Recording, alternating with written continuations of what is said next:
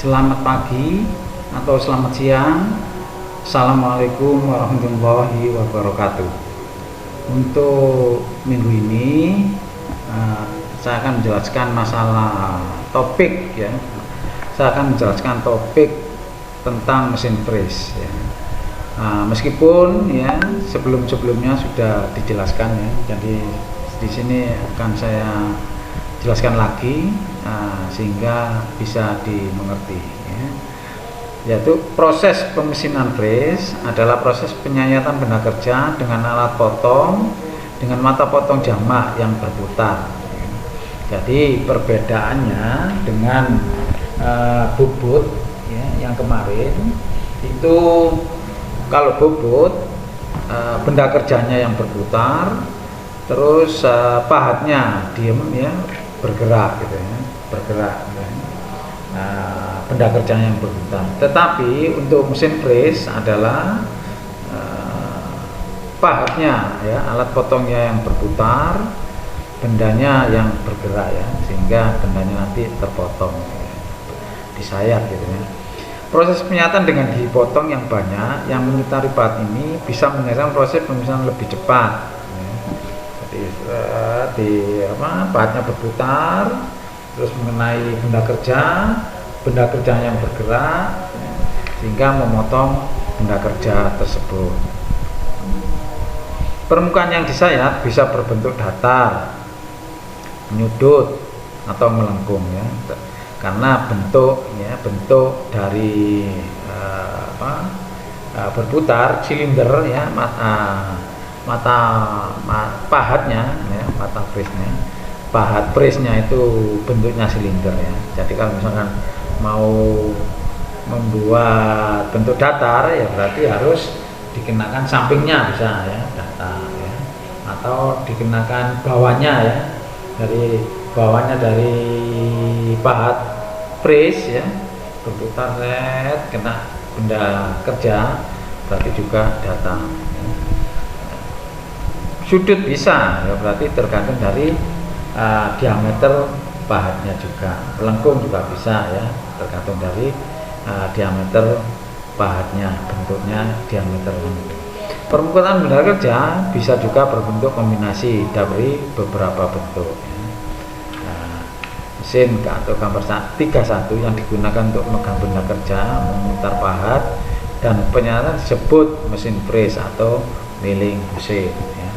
Jadi gambar 31 adalah slide selanjutnya ya. Jadi nanti kita lihat bentuk freeze itu bagaimana sih, sehingga kita bisa tahu bahwa mesin freeze itu bisa dibuat untuk membuat benda kerja yang berbentuk kotak ya, balok ya, atau bentuk nanti yang macam-macam itu bisa roda gigi dan macam-macam ya. Itu kegunaan dari mesin freeze. Selanjutnya slide selanjutnya gambar 3.1, gambar skematik dari gerakan-gerakan dan komponen-komponen dari mesin freeze vertikal ya, yang ini mesin freeze vertikal tipe kolom atau geni, dan yang B mesin freeze horizontal tipe kolom atau geni, kolom dan geni ya.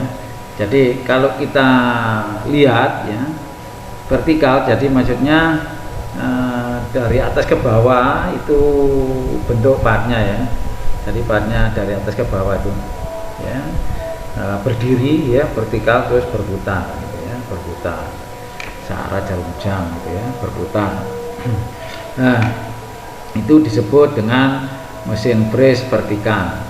Terus yang B bukan dari atas ke bawah tapi dari depan ke kita gitu, bentuk mata freeze-nya ya, mata freeze-nya dari depan ke kita itu bentuk horizontal, spindle-nya itu ya, spindle horizontal ya. Asbornya juga horizontal ya, asbor itu kan ada arbor horizontal ya. Kalau bentuk vertikal, spindle atau arbornya itu juga vertikal ya. Itu perbedaannya. Jadi ini satu-satu ya, yang A ini vertikal, yang B itu horizontal ya, mesin pres horizontal. Terus gambar 3.2 ya di bawah itu ya, yang ada background warna kuning itu. Mesin pres gambar 3.2 ada yang dikendalikan secara mekanis ya, konvensional manual dan dengan bantuan CNC. Ada yang konvensional manual ya, manual biasa ya, ada yang dengan bantuan CNC, komputer numeric control ya, komputer numeric control. Mesin konvensional manual ada biasanya spindlenya ada dua macam ya, yaitu horizontal dan vertikal. Jadi ini mesin pres multi ya, atau jadi mesin pres vertikal dan mesin pres horizontal jadi satu itu mesinnya. Itu yang dari atas ke bawah ada, terus yang horizontal itu kelihatan itu kecil itu itu holdernya ya. Jadi itu kelihatan juga ya, kelihatan yang horizontal kelihatan, yang vertikal juga. Sedang mesin pres dengan kendali CNC yang hampir semuanya adalah mesin pres vertikal ya. Tidak ada yang horizontal ya, jadi vertikal. Mesin pres yang menggunakan CNC kebanyakan hampir semuanya itu mesin pres vertikal ya. Kalau ada yang horizontal itu jarang sekali dan hampir tidak ada ya. Terus gambar 3.2 mesin pres namanya turret vertikal horizontal, maksudnya bisa digunakan vertikal, bisa digunakan horizontal. Kalau digunakan vertikal berarti yang dipasang ya, arbornya itu dipasang horizontal ya, yang horizontal. Yang vertikal ya vertikal yang dipasang ya, vertikal yang dipasang. Terus kalau misalkan diperlukan yang horizontal juga, yang nanti horizontal yang dipasang, vertikal dilepas. Maksudnya seperti itu. Jadi bukan dua-duanya dipasang, enggak, salah satu yang dipasang. Nah, itu mesin pres multi atau campuran, jadi bisa vertikal, bisa horizontal.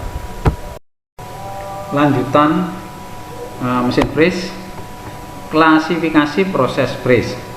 Proses pres dapat diklasifikasikan dalam 3 jenis. Klasifikasi ini berdasarkan jenis pahat ya. Jadi pahat dilihat di bawah itu pahatnya berbeda-beda. Terus arah penyayatan ya.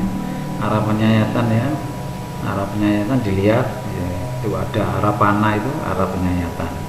Dan posisi relatif pahat terhadap benda kerja. Posisi relatif pahat terhadap benda kerja ya. Nah, itu adalah 3 jenis klasifikasi dari pres ya, pres. Gambar 3.3, 3 klasifikasi proses pres ya, prosesnya yaitu A, pres periferal ya, periferal atau slab milling ya. Jadi menerus ya, tetapi dia pakai horizontal. Pakai horizontal ya. Arahnya seperti yang dilihat di gambar A ya. Gambar A. Terus yang gambar B, pres muka atau face milling ya, pres muka atau milling ya.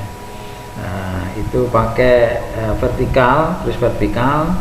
Terus yang dipakai untuk penyayatan itu bagian bawah dari pahat presnya ya, bukan sampingnya, tapi bagian pahat bawah dari mata presnya ya, pahat presnya ya. Itu yang B. Terus yang C, pres jari atau milling yang dibuat untuk penyayatan itu vertikal ya, pres vertikal. Terus bagian luar ya, bagian luar dari jarinya itu ya, berputar jarinya bagian luar itu untuk penyayatan ya. Terus yang bawah juga bisa ya, bisa untuk penyayatan juga. tetapi yang paling banyak digunakan untuk gambar C ini adalah bagian samping ya, bagian luar dari pahat fris, yaitu fris jari atau end milling. Lanjutan mesin fris ya. Ini adalah kalimatnya yang tertulis yang tadi sudah saya jelaskan, tapi ini ditulis ya, sehingga saya baca aja ya. Fris periferal atau periferal milling. Proses fris ini disebut juga dengan slab milling ya, slab menerus gitu ya, maksudnya lempeng gitu ya, lempeng. Permukaannya di fris dihasilkan oleh gigi pahat yang terletak pada permukaan luar badan alat potongnya. Permukaan luarnya itu yang dibuat untuk menyayat benda kerjanya ya. Sumbu dari putaran pahat pada bidang sejajar dengan permukaan benda kerja yang disayat ya. Maksudnya tadi pakai fris horizontal ya, fris horizontal. Itu fris periferal. 2. Fris muka atau fris milling. Pada fris muka, pahat dipasang pada spindle yang memiliki sumbu putar tegak lurus terhadap permukaan benda kerja. Jadi pakai fris vertikal ya, terus sumbu putarnya tegak lurus terhadap benda kerja. Jadi tegak lurus ya, karena membuat permukaan tetapi tidak ada sudut ya, harus rata sehingga harus tegak lurus. Permukaan hasil proses fris dihasilkan dari hasil penyayatan oleh ujung dan selubung pahat ya. Ujung maksudnya bagian bawah tadi kalau kita lihat, terus selubung pahatnya ya, selubung pahatnya itu juga bisa untuk menyayat ya, menyayat. Jadi sesuai dengan bentuknya itu, maksudnya seperti itu. Fris muka bagian bawah, terus selubungnya juga bisa untuk menyayat ya, menyayat. Jadi fris ini penyayatan. 3. Fris jari atau end milling. Pada proses fris ujung biasanya berputar pada sumbu yang tegak lurus permukaan benda kerja, tegak lurus. Berarti yang dipakai adalah fris vertikal ya, tegak lurus karena permukaan ya, meratakan permukaan ya, meratakan permukaan ya harus tegak lurus. Kalau nggak tegak lurus ya berarti nanti hasilnya yang miring ya, seperti itu. Pahat dapat digerakkan menyudut untuk menghasilkan permukaan sudut. Jadi kalau misalkan buat sudut ya pahatnya harus dimiringkan ya, dimiringkan nanti membuat sudutnya berapa sih gitu pemiringannya. Karena yang vertikal itu bisa digerakkan ini ya, bisa dibuat sudut 45 derajat bisa. Berarti nanti hasil frisnya itu miring sudut 45 derajat ya. Kalau tegak lurus ya berarti rata ya. Berarti rata, enggak ada kemiringan ya. Maksudnya seperti itu fris jari atau end milling. Gigi potong pada pahat terletak pada selubung pahat dan ujung badan pahat. Jadi yang bagian bawah tadi bisa untuk menyayat, terus yang bagian luar jarinya, sampingnya, selubung pahatnya juga bisa untuk menyayat ya. Lanjutan mesin fris yang B, metode proses fris. Metode proses fris ditentukan berdasarkan arah relatif gerak gerak makan meja mesin fris terhadap putaran pahat. Gambar 3.4 ya, gambar 3.4 itu adalah arah mejanya kemana itu ya. Metode proses fris ada dua, yaitu fris naik dan fris turun. Fris naik itu yang A ya, yang kiri, terus fris turun itu yang B yang kanan tuh ya, yang kanan ya. Nah, putaran fris ya, putaran fris baik vertikal maupun horizontal itu bisa dua arah ya, jangan bisa searah jarum jam bisa, terus berlawanan jarum jam ya.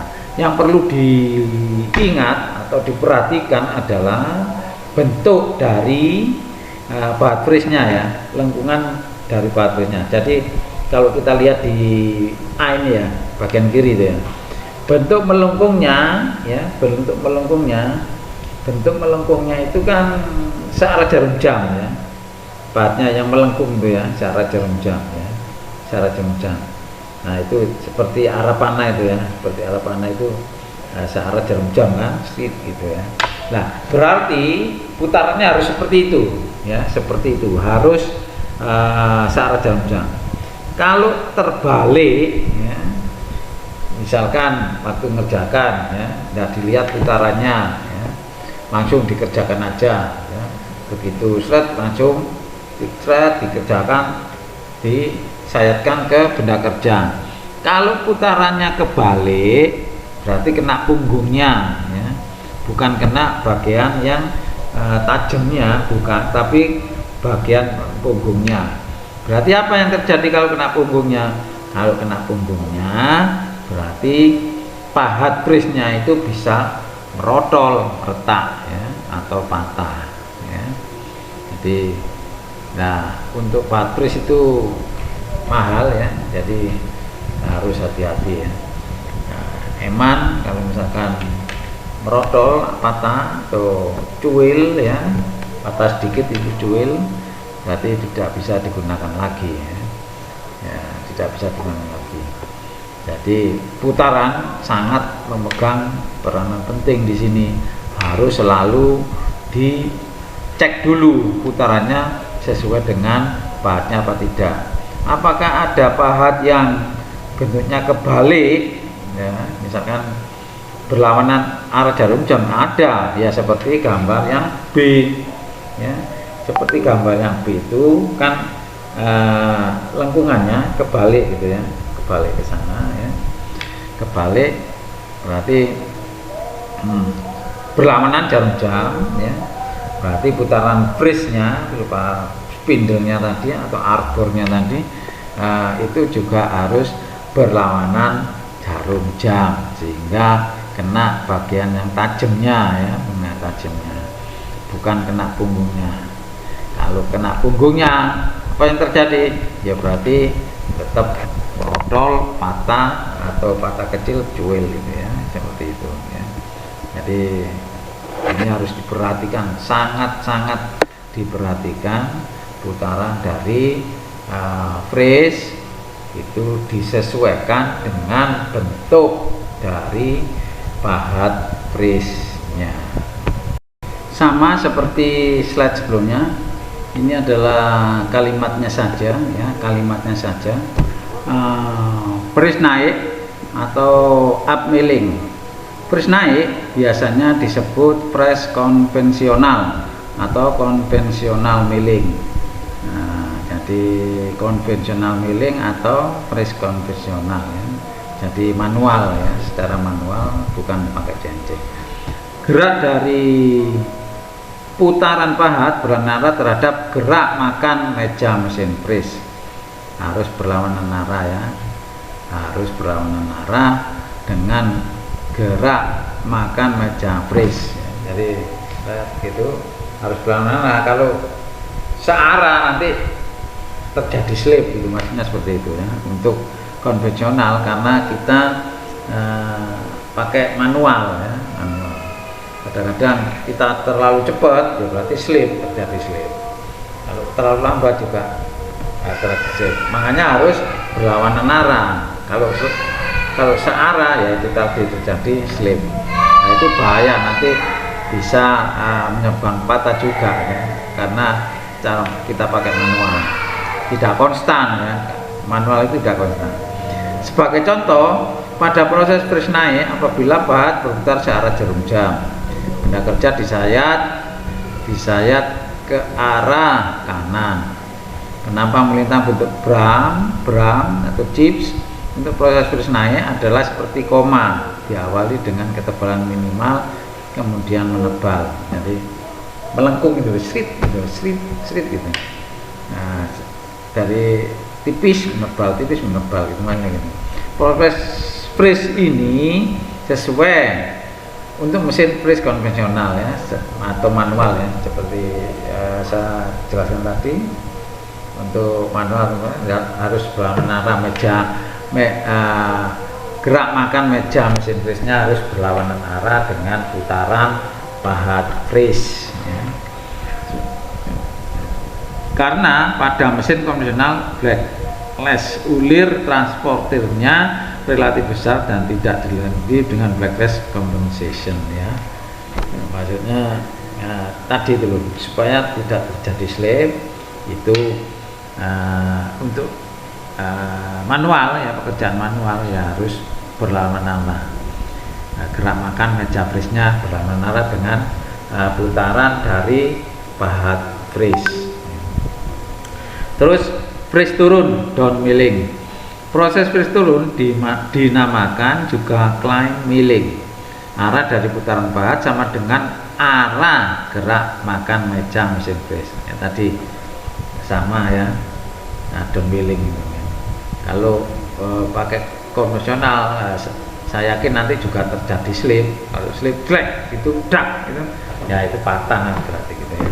Tapi untuk CNC itu kan sudah continue ya gerakannya, dan mungkin tidak akan terjadi slip. Sebagai contoh, jika pahat berlawanan arah jarum jam, benda kerja disayat ke kanan ya. Saat jarum jam sudah ke kanan. Kenapa melintang bentuk berlangsung untuk proses fris naik adalah seperti koma diawali dengan kecepatan maksimal, kemudian menipis, kebalikan dari yang fris naik tadi. Proses fris ini sesuai untuk mesin fris CNC, karena pada mesin CNC gerakan meja dipandu oleh ulir dari bola baja dan dilengkapi blacklist compensation. Mesin fris konvensional tidak direkomendasikan melaksanakan proses fris turun seperti saya jelaskan tadi terjadi slip menyebabkan pahat bisa patah. Kalau ini yang CNC karena sudah diatur gerakan mejanya itu kontinu ya, kemungkinan tidak terjadi slip gitu, maksudnya seperti itu. Mesin konvensional tidak direkomendasikan melaksanakan proses fris turun karena meja mesin fris akan tertekan dan ditarik oleh pahat. Jadi maksudnya ya itu terjadi crack gitu ya. Banyak seperti itu kejadian pada saat praktek ya, pada saat mengerjakan benda kerja, karena tidak berlawanan arah maka terjadi slip menyebabkan pahat patah. Slide selanjutnya yaitu proses pemesinan dengan mesin fris merupakan proses penyihatan benda kerja yang sangat efektif ya, sangat efektif karena pahat fris memiliki sisi potong jamak, maksudnya banyak ya. Kalau kita lihat di gambar 3.5 ini ada 1, 2, 3, 4, 5, 6, 7, 8 ya, ada 8 sisi potongnya ya. Nah, kalau bobot cuma satu aja sisi potongnya ya, satu titik itu aja ya bobot. Kalau fris banyak dan memanjang ini ya, sisi potongnya itu memanjang ya. Jadi sekali jalan misalkan itu bisa ya. Kalau bobot ya harus bertahap gitu ya. Tapi perbedaan yang kedua, bobot harus silinder, benda kerjanya silinder ya, silinder. Tapi kalau fris benda kerjanya ada balok dan macam-macam ya, gitu maksudnya gitu. Nah, jamak itu artinya banyak, memiliki sisi potong yang banyak. Apabila dibandingkan dengan pahat bobot, maka pahat fris analog dengan beberapa buah pahat bobot. Kita lihat di gambar 3.5 ya, ada beberapa itu, frisnya itu ada 8 sisi potongnya, terus bukan satu titik. Kalau pahat bobot satu titik, kalau fris ini sepanjang itu berapa panjang dari pahat frisnya itu ya. Itu ada macam-macam juga ya, tergantung panjangnya itu harganya. Kalau semakin panjang semakin mahal, semakin besar diameternya pahat frisnya, pahat fris untuk diameter yang besar itu juga semakin mahal. Patris ya, sebagai bentuk benda. Patris dapat melakukan penyayatan berbagai bentuk benda kerja sesuai dengan bahan yang digunakan. Proses meratakan bidang, membuat alur lebar sampai dengan membentuk alur tipis bisa dilakukan dengan mesin pres. Nanti untuk gambar 3.6 ya, untuk selanjutnya itu ada beberapa macam bentuk patris ya, buat alur bisa, buat bentuk ekor burung juga bisa, disesuaikan dengan bentuk patrisnya ya, pinginnya bagaimana bentuknya. Nah, patrisnya juga menyesuaikan gitu ya. Nah, semakin aneh, semakin rumit ya bentuk pahatnya ya, ya berarti semakin mahal ya, semakin mahal harganya gitu ya.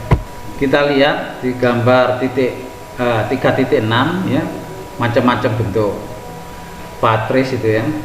Jadi kesimpulannya semakin besar diameternya semakin mahal, terus semakin panjang juga semakin mahal ya.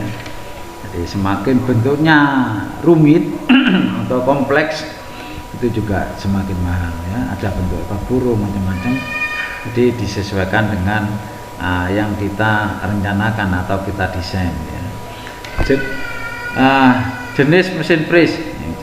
Mesin pres yang digunakan dalam proses pemesinan ada 3 jenis, yaitu kolom ini milling mesin, 2 bed type milling mesin, yang 3 special purpose ya, special purpose.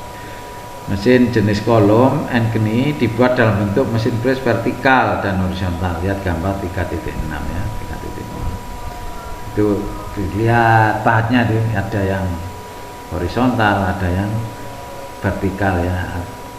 Kalau horizontal biasanya itu ada lubang di tengah itu ya, itu untuk horizontal ya, untuk arbornya atau porosnya ya, porosnya macam itu terus dipasang ke mesin presnya berputar, itu bentuknya tengahnya ada lubangnya untuk horizontal. Kemampuan melakukan berbagai jenis pemimpinan adalah keuntungan utama pada mesin jenis ini, mesin pres ini ya maksudnya gitu. Pada dasarnya pada mesin jenis ini meja atau bed, saddle dan lutut untuk ini dapat digerakkan ya. Nah, dapat digerakkan, nanti pada saat kita praktek itu bisa kita lihat di sana ya. Nah, meja itu mana, terus saddle-nya di mana, lututnya yang mana itu. Beberapa aksesoris seperti cekam, meja putar, kepala pembagi penambah kemampuan dan mesin pres jenis ini. Jadi kepala pembagi nanti bisa membuat bentuk roda gigi itu ya, berapa sih pinginnya, berapa derajat ya, berapa derajat jumlahnya disesuaikan ya. Jadi bisa untuk membuat roda gigi mesin pres ini. Walaupun demikian, mesin ini memiliki kekurangan dalam hal kekakuan dan kekuatan penyayatannya. Mesin pres tipe bed ya. Mesin pres tipe bed atau bed time memiliki kapabilitas yang lebih tinggi daripada mesin pres tipe 1 ya. Tipe bed ya, tipe bed. Jadi ya nanti tipe bed yang mana gitu ya. Tipe kolom yang mana, tipe bed yang mana, dilihat nanti untuk slide selanjutnya. Kekakuan mesin yang baik serta tenaga mesin yang biasanya besar menjadikan mesin ini banyak digunakan pada perusahaan manufaktur ya. Mesin pres pada saat ini telah banyak yang dilengkapi dengan penggunaan CNC untuk meningkatkan produktivitas dan fleksibilitasnya. Gambar 30, gambar slide selanjutnya. Dengan menggunakan CNC maka waktu produksi bisa diberikan meningkat bentuk benda kerja sangat juga bervariasi ya. Jadi nanti kita lihat perbedaannya ya. Bentuk untuk CNC ya berarti cepat ya, pekerjaan cepat.